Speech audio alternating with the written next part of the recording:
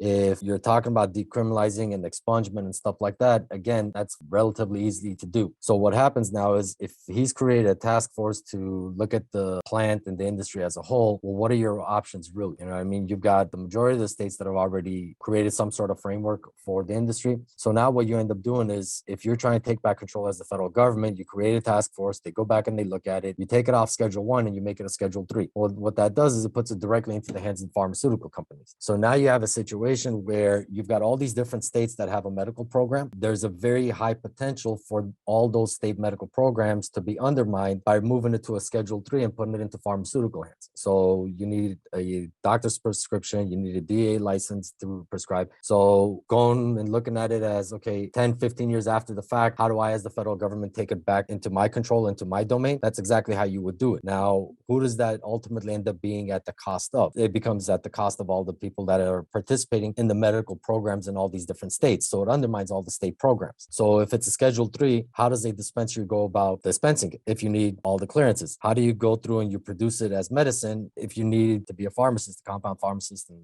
all that stuff? So that's why I really don't like it. I think there are other ways to go about it. I could be incredibly wrong. And after the task force is done looking at it, they decide to take it off the schedule. But if past history is any indication, I strongly doubt that's going to happen.